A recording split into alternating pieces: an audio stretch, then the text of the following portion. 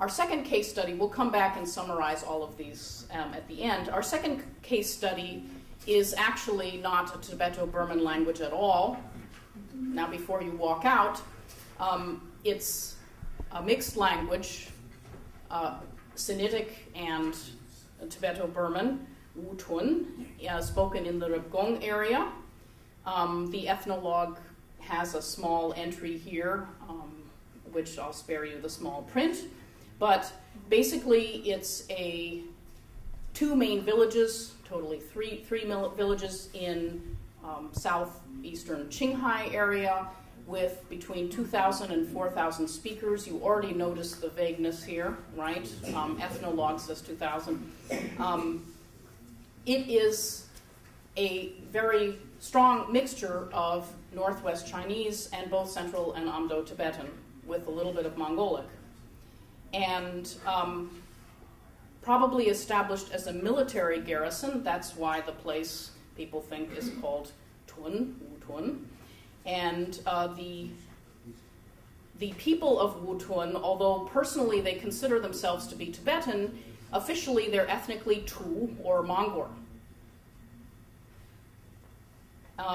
But before you run out of the room and say, but the Trace Foundation is about Tibetan, we're not interested in the Wutuns. Well, it happens that the people of Wutun have one of Tibet's probably 3 most important Thangka painting centers. And so we can't really avoid this little complication of the mixed language situation. That's why I'm talking about it. And it's quite an interesting case because it's a language that's extremely strong in the family domain, and yet it has no official support whatsoever, nor even any regional support. So there's no orthography, no writing system, no media, no schooling in the language. Children go to Tibetan schools normally. Intermarriage is normally with Tibetans, sometimes with the neighboring Baonans. But the lingua franca is Tibetan, and people are fully bilingual in Tibetan.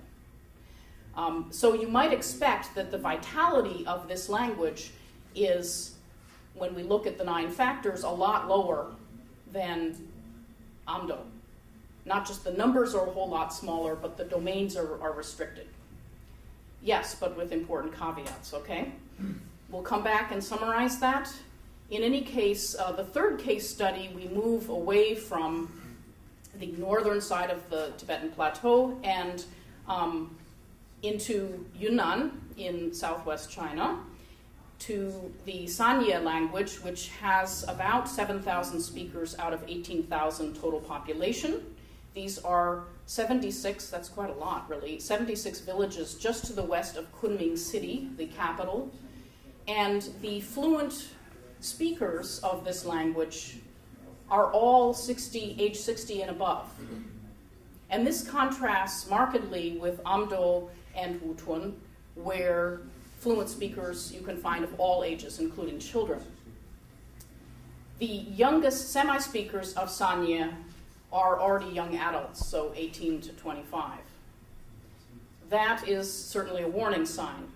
The language, like Wutun, has no official status. It's of the officially called E subgroup, and the people are largely assimilated to Han culture, and they're multilingual in standard Eastern E, which is Tibeto-Burman language, and Southwest Mandarin as well, and only recently have they developed what we might call E-Pride. There's limited use of a pinyin, that is Chinese-style transliteration orthography, for learning Chinese, but it's not official writing system. If people want to write in Sanya, they have to use official E orthography, which is basically another language, although related. There's only a little bit of documentation, only a survey, basically, and yet, and this is from Bradley 2005, who has done a lot of work on this whole subgroup branch. It is only Sanya that preserves this initial ngu that is the key to the evolution of this ethnonym, not just for this group, but a lot of the groups that have ni in their name, like Hani and Sani and so And so it's an important key to the history of Burmic languages. So we can sum this up, and there's a nice pretty table in your handout that I'm not going to show because it would hurt your eyes up here, that the language complex of Amdo is not as endangered. It's not endangered as a group, but the areal coverage has lacuna that should be dealt with, in my opinion, and lacks multimedia corpora. The Wutun language is endangered. Its transmission is strong from parent to child, including at present day, but there's only a little bit of a documentation. There's a sketch grammar that came out last year, and I had an 8-year project that I haven't published anything on, mea maxima culpa, yet. And new language domains may be needed if the language is to be maintained and developed in the future. Sanya is the most endangered, severely endangered.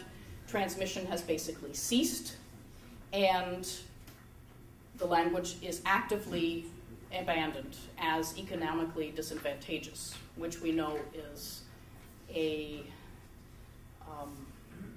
indirect effect of official as well as covert language policy, and there is no documentation whatsoever. So we go from one extreme really to another here. So here's perhaps the most interesting for us and our discussion is what can an NGO, such as the Trace Foundation, do about a situation like this?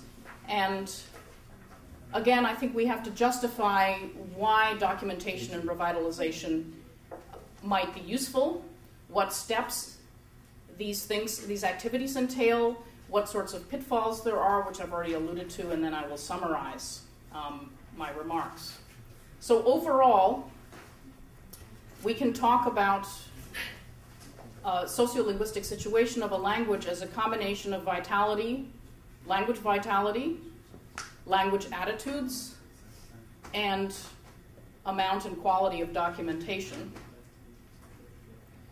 When we are particularly motivated to conduct documentation and revitalization when situations of dislocation or urbanization have occurred, where local languages are particularly affected. This particularly Boden and Romanowski study was of a Austronesian language, but many of these situations are transferable. We, and many of these scholars as well, have noted that intergenerational language transmission is key. So in the Sanya example, intergenerational language transmission has ceased. You can see that because the under-20s don't speak the language anymore.